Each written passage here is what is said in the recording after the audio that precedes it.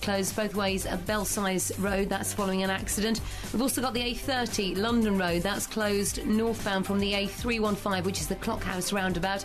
That's also following an accident. And no change for the A30, that's closed both ways between Wambrook and a Pottery in Somerset, and that's following an accident and some damage to some cabling in the area. Louise Perry, 5 Live Travel. Let me read out some of you. So the text at Carl, remember I said this text question for everyone else, which is what tourist attraction have you been to that you found really underwhelming? There's just loads coming in. Ian says Mount Vesuvius, complete waste of time. I've seen that. Useless, he goes. Yeah, that's near Pompeii, isn't it? Yeah. Yeah, is that the one near Pompeii isn't it? Yeah. It's due to go off. They've been saying that for ages. It was on a tour. I went on a tour of that. It goes off once every 2,000 years or something. Yeah. It's now 2,000 years since it last went off. The Mona Lisa, says Andy in Rotherham, was the biggest letdown for me. Crummy little picture in a crummy little frame in a crummy little box. Another texter just says Canada. The Statue of Liberty is underwhelming. Very small and tacky when you get close, says Andy. I remember that. In Bristol. Yeah. Dear Richard, I went to the Grand Canyon. Thought it was just a big hole, says Matt in Oxford. Niagara Falls, overdeveloped and incredibly tacky, says David. I kind of agree with this. I've seen Mount Vesuvius, the Mona Lisa, Statue of Liberty, Grand Canyon, Niagara Falls. No, I'm not that bothered by any of them. I wouldn't rush back to any of them. They're all. It's true in a way. Yeah. They're all right. Niagara Falls is meant to be good, isn't it? I mean, I wouldn't like all the touristy stuff and... but I think seeing it's amazing because that's more of a natural wonder, and they're the things. When you're looking at the water, it's amazing, right? But everything around it is just people sending you junk and rubbish and Max to wear, seeing it get wet, just crap. Oh yeah, that's all it is. It's all of them are, I guess, isn't it? Yeah. Anyway, which under? I'm starting to agree with Carl. I think this will happen. Yeah, see, it's rubbing off on you. Tourist attractions that you found deeply underwhelming. 85058. The Commonwealth Games in Delhi. Coming soon to the BBC. On BBC TV, online, BBC Radio 5 Live, and 5 Live Sport Extra. Let's play a clip, Carl, of your show. So it's An Idiot Abroad. It's on Sky One. It starts, I think, on Thursday night, doesn't it? Yeah. At 10 p.m? 9 p.m.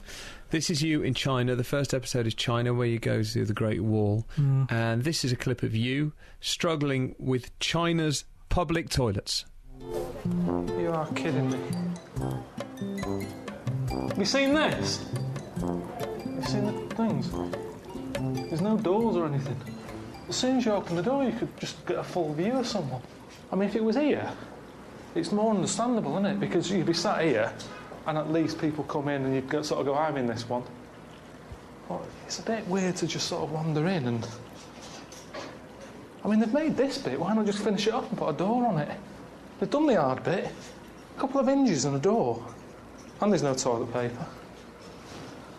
What did they do here? Did they just pull up the pants and walk off? Is that what you do? I'm not here to say they should be using toilet paper. It's not right. If that's not what they do, that's not what they do. But it's just... I didn't know that. I didn't think China was going to be like this. I thought it was going to be more... Like I said, I thought it was where they'd made the iPod. I think I've got the wrong place, because this ain't a place where they need an iPod. Have a toilet roll first. Now that is hilarious, Carl. All I would say about that is... So when people say you're in character, which you're not, and I know you're not, but people will be thinking, well, he knows that's Japan. No, I thought... now, afterwards, one of the producers said a lot of that technology stuff is in Japan or Hong Kong. But I just remember seeing everything say made in China, this made in China. I mean, the iPod's American, but a lot of the bits came from Japan, yeah, so... Yeah, I mean, sometimes I say things and, afterwards you find out and you go, oh, yeah, I made a mistake. But it was the fact that there they are, toilets all open, no walls, and yet they've built the Great Wall. It's like, just put a wall here. This is where you want a wall, not over the mountains. You don't need it up there anymore. Just a bit of MDF, a couple of wall.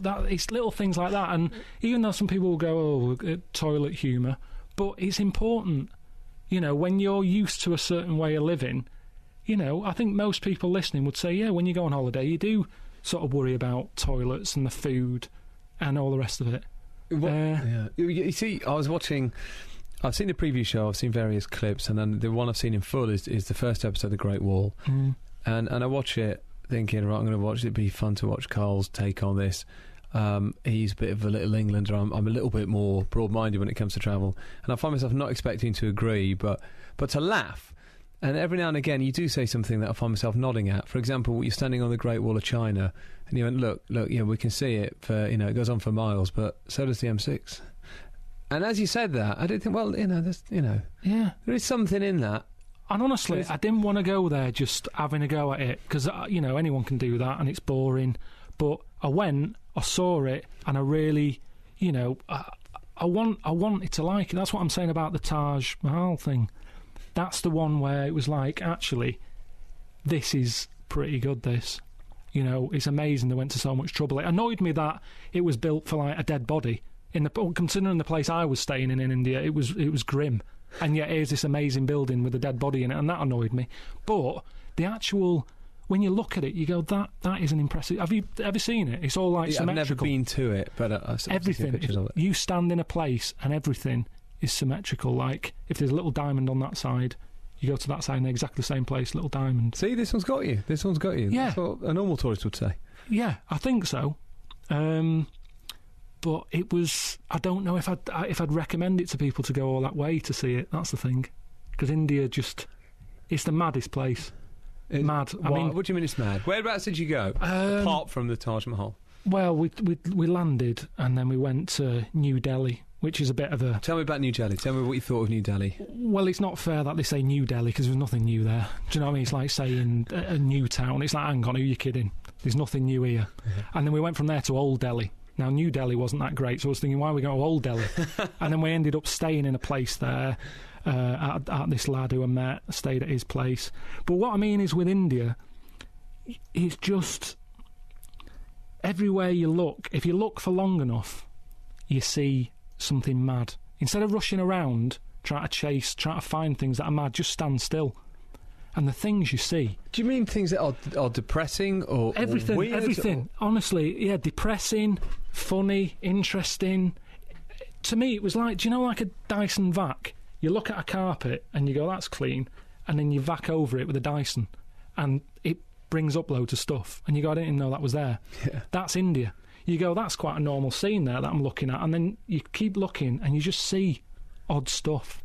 Well, give me an example. What was the depressing thing that you saw there? Well, people who aren't well, people who've got arms and legs missing, with no help, people... I mean, there was a bloke crawling across the road at a junction, and I don't know how he hasn't been squashed, because he's just crawling across. No one's there helping him. He's not even a zebra crossing. He's just dragging across. And the way the traffic is there... you could just hit it. Every time I hit a bump, I was thinking, that hole in the ground, have we just gone over someone? Is it that bloke? It's that mad. It's honestly, it's... What were the things that were just generally just bizarre and weird that you couldn't... Well, I mean, there's so many. Haven't you seen that episode? Yeah, well, I've not seen the Indian one. The China one, actually, the food... Yeah, food. The food is extraordinary, isn't it? I'd say, like, the beliefs and stuff. Like, there was a bloke who I met who's had his arm in the air for 12 years. In China? In India. In India? Yeah, just had his arm in the air. And did you ask him why? Yeah. And what was the answer? He just sort of said, it's to show how powerful a human can be. If you believe in something enough. And he was willing to give up his left arm for, like, his religion, his belief. So it was for a god. It wasn't just to demonstrate that he could keep an arm in the air. He thought he'd be rewarded, did he, in heaven?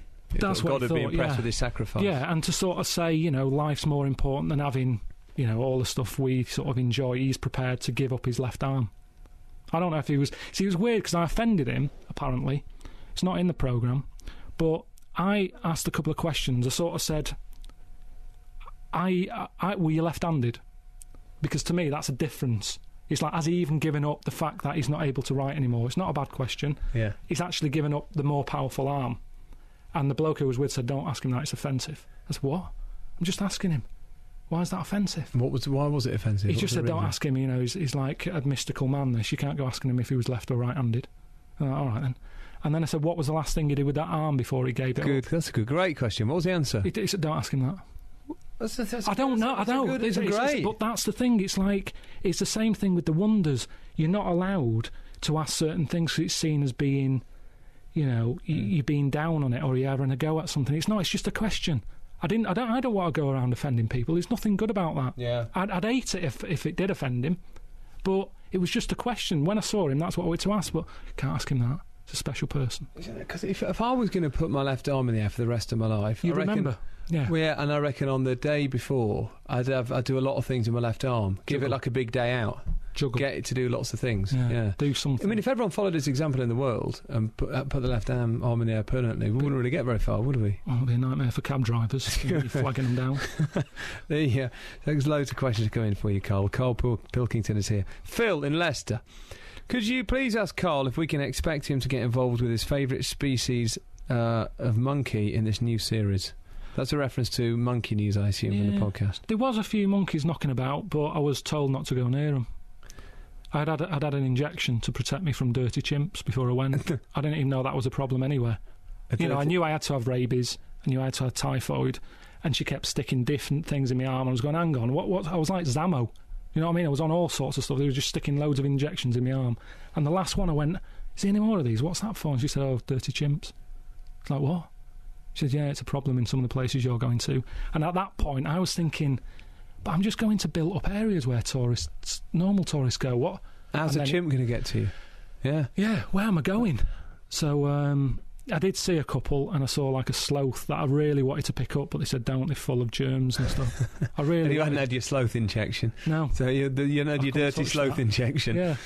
Yeah. In your last interview with Karl, Richard, he taught you about kidney stones.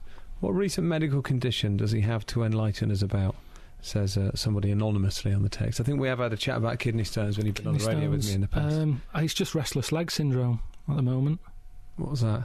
I think he's quite popular. I've mentioned it a few times, and some people go, "Oh yeah, I've got that." I think you go to bed at night and your legs move about. I sometimes have to go to bed before my legs do. I have to leave them hanging outside the bed. It's when you're overtired.